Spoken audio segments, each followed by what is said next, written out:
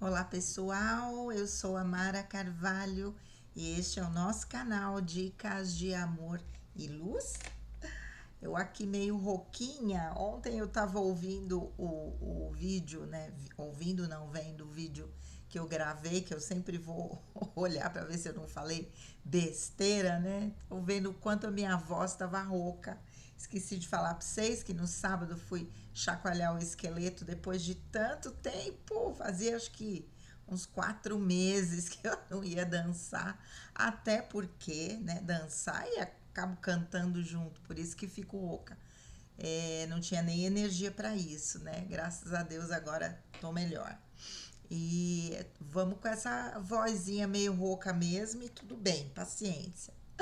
Gente, apareceu aqui para mim um texto que a minha querida Ana Paola escreveu, fazer uma surpresa para ela, apesar de eu ter colocado um recadinho lá aqui no Facebook, lá não, aqui no Facebook.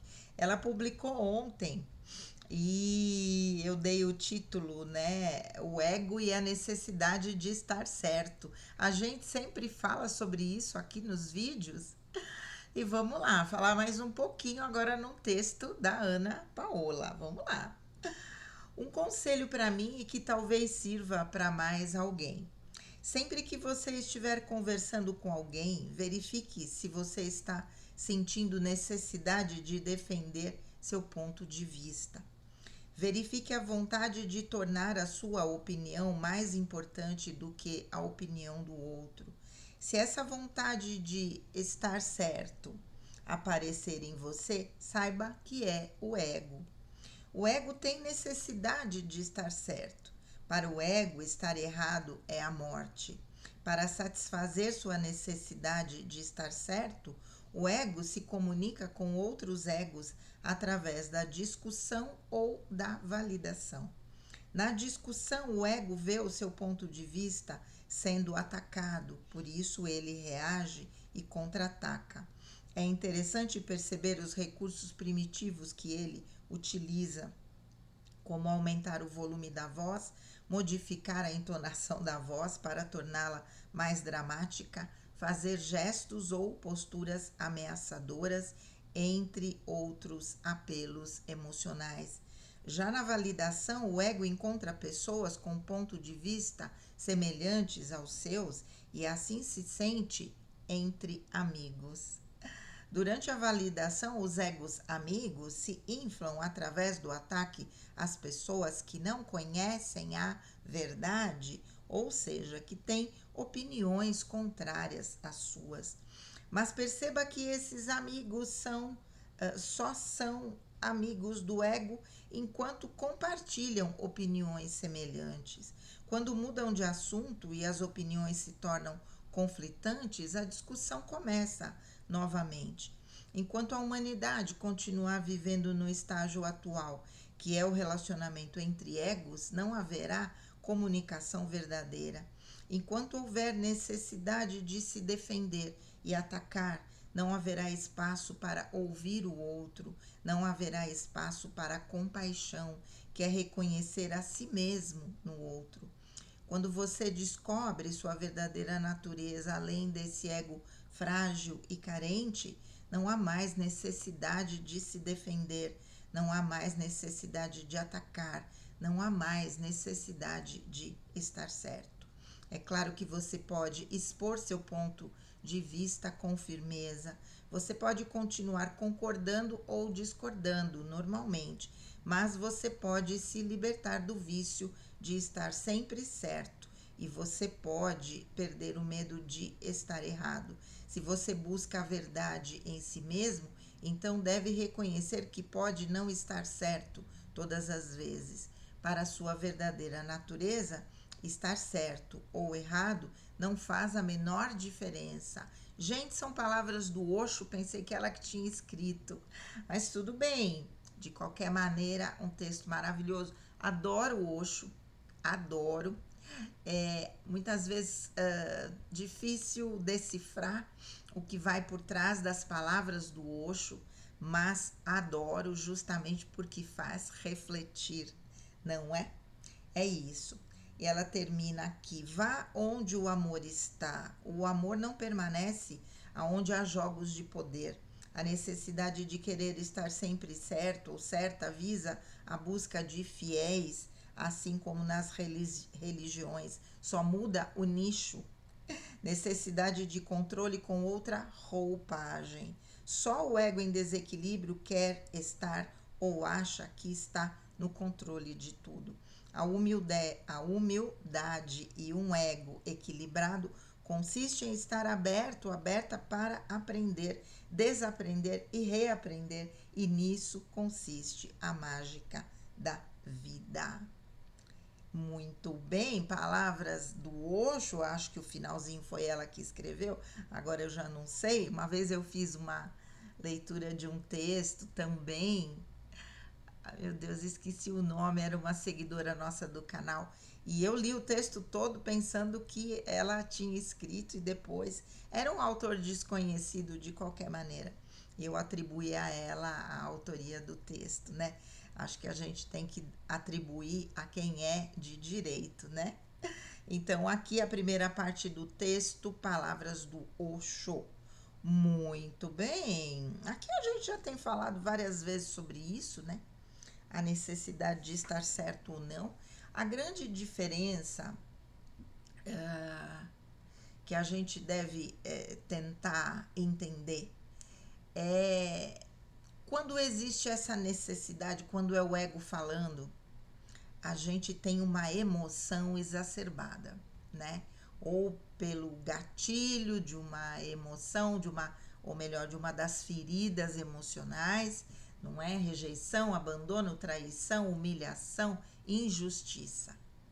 Então, uma dessas feridas ativa, eu entro na emoção e aí eu falo várias coisas, ou então eu me calo porque tem uma ferida atuando ali que precisa ser reconhecida, a emoção liberada, para que você volte para o seu prumo, né? Então, isso é uma projeção de algo que está dentro de mim em uma situação que foi vivida ali. Naquele momento, essa situação funciona como um espelho de algo que está dentro de mim. Isso é psicologia, não é? Então, eu ensino isso para os pacientes. Agora, reagir a uma situação é projeção, é ferida. Agora, analisar uma situação não é projeção, não é ferida, né? Porque o tempo todo a gente está analisando, porque sem a análise de situações, de circunstâncias, de escolhas que a gente tem que fazer na vida, nós não conseguimos fazer isso com discernimento. O que é discernimento? É fazer a análise dos prós e dos contras.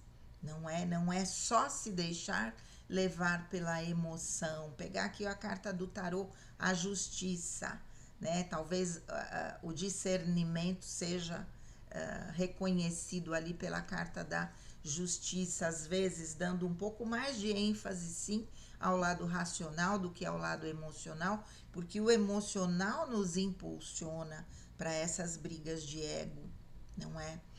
E então essa análise, ela vai perdurar a vida toda. Porque senão eu tenho que aceitar tudo, eu não posso falar nada, porque tudo vai ser briga de ego e não necessariamente. Eu quero deixar isso claro, porque senão a gente coloca tudo dentro do mesmo balaio, como se diz, né? E a gente pode fazer uma interpretação equivocada dessa situação. Vamos lá. Sempre que você estiver conversando com alguém, verifique se você está sentindo necessidade de defender seu ponto de vista. Eu acho que aqui a chave é a palavra defender. Expressar o meu ponto de vista diante de uma situação que aconteceu é uma comunicação normal entre pessoas humanas, não é? Até mesmo entre animais, né? Que a gente fala tanto com os nossos bichinhos, não é? Mas Quando eu quero defender, mostrar que eu é que estou certa, aí tem sim uma projeção, uma ferida. Verifique a vontade de tornar a sua opinião mais importante do que a opinião do outro. Se essa vontade de estar certo aparecer em você, saiba que é o ego. É isso que a gente já tem falado em tantos vídeos. Para o ego, estar errado é a morte. É a morte do ego. É a morte do ego. Reconhecer um erro, pedir desculpas, é o grau máximo de humildade, gente. Estamos aqui errando e aprendendo o tempo todo. Qual é o problema? Reconhecer que errei, que falei o que não devia, que estava nervosa, que estava na ferida, que estava na projeção. Analisei errado. Qual é o problema? Não é? Mas para algumas pessoas, pedir desculpa é algo praticamente impossível. E aí a gente vê o quanto tem de ego e de orgulho nisso. Eu não vou dizer que eu já não fui assim. Na minha juventude, eu acho que eu era muito orgulhosa. Ainda me considero um pouco orgulhosa, mas hoje na tentativa de preservar quem eu sou, né? Não me render à manipulação da Matrix, algo nesse sentido, é que eu coloco a minha capacidade de autoafirmação de uma forma mais enfática, vamos dizer. Mas algumas pessoas têm muita dificuldade. Eu acho que a maioria das pessoas que está ao nosso lado tem dificuldade de reconhecer os próprios erros e de pedir desculpa ou pedir perdão. Eu, com a convivência com meu marido, adquiri esse hábito, porque para o meu marido era muito fácil pedir desculpa. Ele demorava um pouquinho, ele refletia bastante e dali um dia ou dois ele vinha e pedia desculpa. E eu passei a achar aquilo tão lindo, de uma humildade tão grande, de não se deixar levar, ele que era um libriano, né? De não se deixar levar pelo impulso da emoção naquele momento, quando algo que eu falava calava no seu coração, na sua alma. Quando era alguma coisa do ego, ele se defendia e às vezes ali tinha uma discussão, sim, porque aí eu queria mostrar para ele que o comportamento estava sendo rígido, aquela coisa toda. Mas quando ele percebia que ele estava errado, ele vinha e pedia desculpa, e automaticamente eu também pedia, e assim a gente ia sempre se resolvendo. Dificilmente a gente dormiu brigado, né?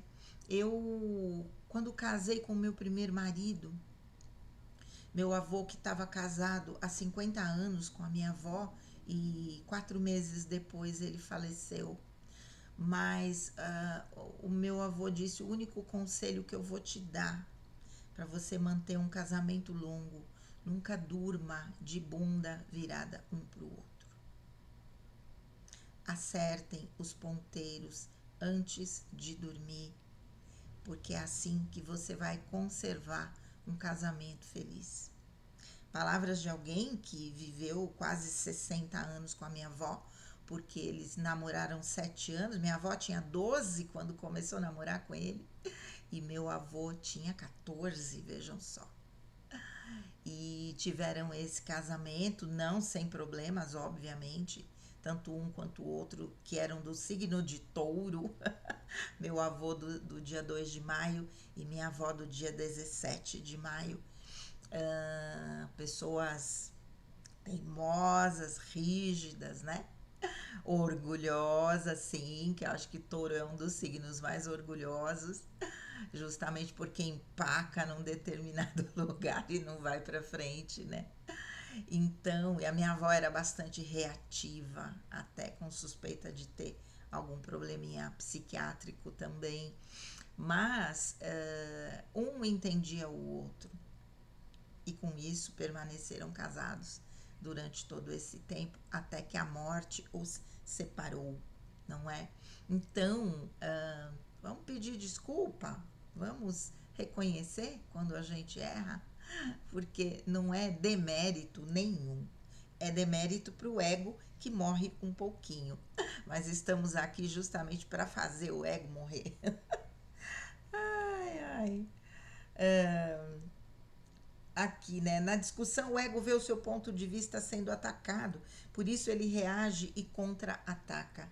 É interessante perceber os recursos primitivos que ele utiliza, como aumentar o volume da voz, modificar a entonação da voz para torná-la mais dramática, fazer gestos ou posturas ameaçadoras, entre outros apelos emocionais.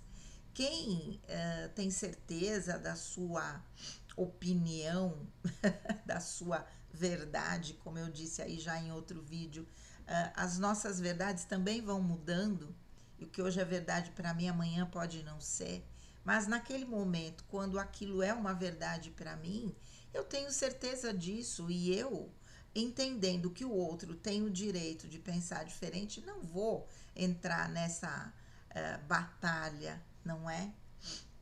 É isso, é o que a gente precisa fazer, né? Já na validação, o ego encontra pessoas com ponto de vista semelhantes aos seus e assim se sente entre amigos, né? Quando a gente fala do amor, né, e do amor incondicional, que é o que nós viemos aprender nesse planeta, amar o semelhante com todas as suas diferenças, né? Semelhante como humano e diferente como ser individual. Amar o igual, amar o que pensa igual a nós é tão fácil, né, gente? Porque a gente já tem uma sintonia imediata. Não há esforço nenhum em entender o ponto de vista do outro sendo diferente do nosso. Agora, amar o diferente, amar as pessoas que têm defeitos, não é que a gente percebe que precisam ainda ser lapidados e tudo. Amar o diferente é o grande esforço que nós temos que fazer. Reconhecer os pontos positivos no outro, apesar dos negativos que a gente vê, não é? E tentar, de alguma forma, tirar o melhor do outro ao invés de tirar o pior. Quando nós nos relacionamos com alguém que tira o nosso melhor, gente, que coisa maravilhosa. Eu dizia isso pro meu marido, que ele tirava o meu melhor e eu tirava o melhor dele, tanto que ele se transformou numa outra pessoa que a própria família não reconhecia. Passou a ser ele mesmo, sem a necessidade de agradar, não é?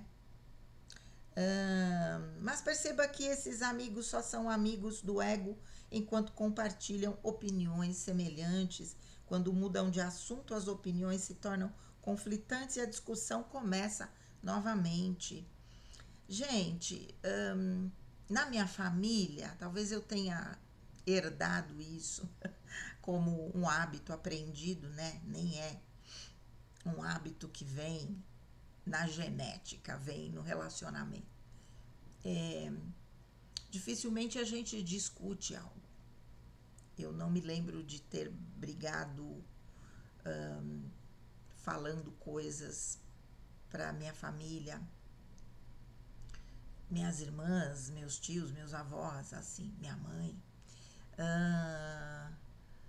Porque quando existia qualquer ponto de conflito, uma das partes se calava para evitar, justamente. A única pessoa que levava adiante uma discussão, de verdade, era a minha avó, que era extremamente reativa e que eu, né, na minha condição de psicóloga, suspeito que tinha alguma coisa, talvez até um transtorno bipolar também.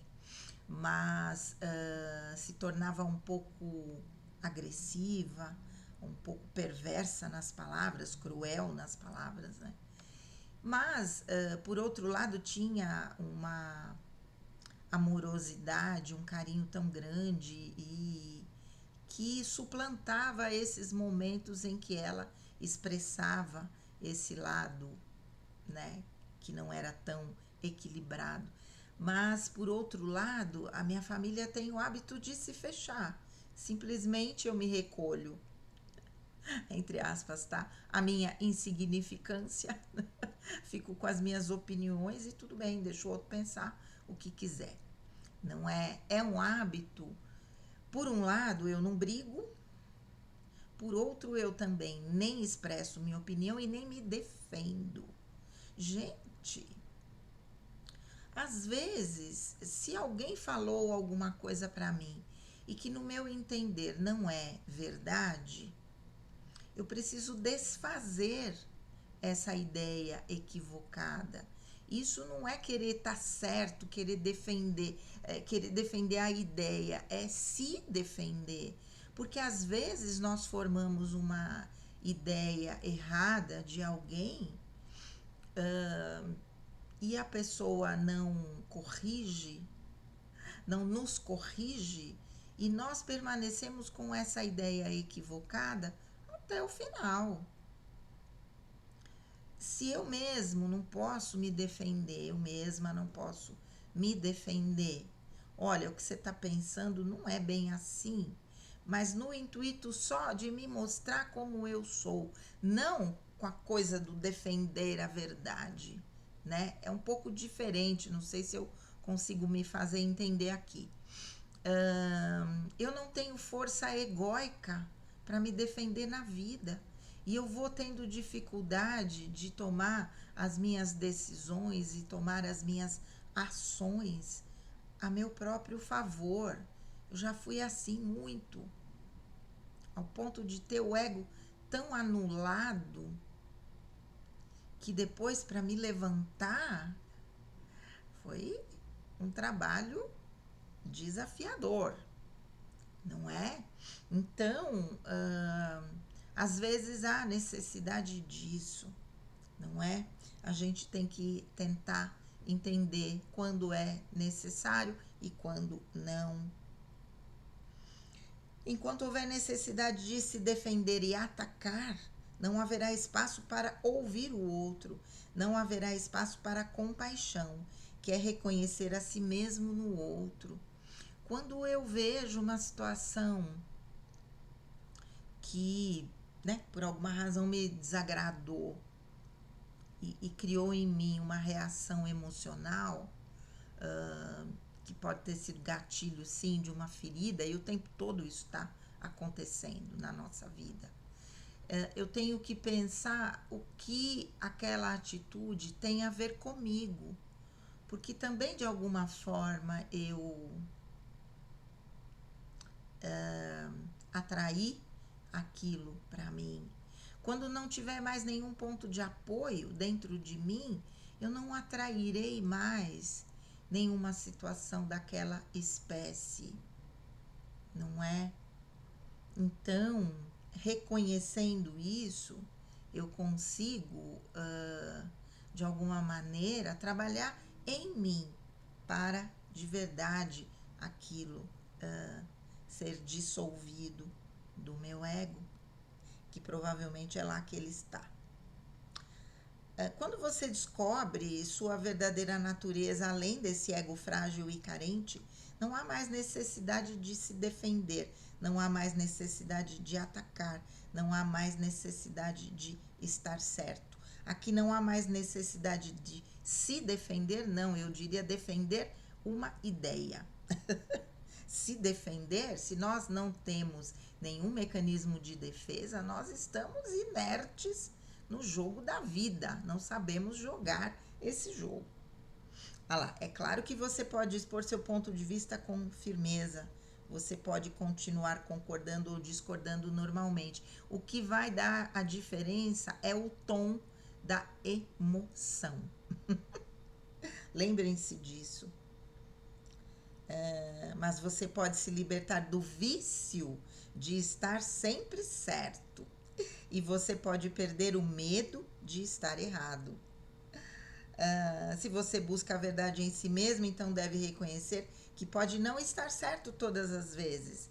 Para a sua verdadeira natureza, estar certo ou errado não faz a menor diferença. Palavras do Osho. Não faz a menor diferença porque a gente vai entender tudo como um grande aprendizado e é isso que nós estamos fazendo aqui. Vamos nos libertar minimamente do ego, reconhecer nossas fraquezas, nossos pontos de vista equivocados e pedir desculpas quando erramos, certo? Não é demérito nenhum. Vamos lá. Um grande beijo, fiquem com Deus e namastê!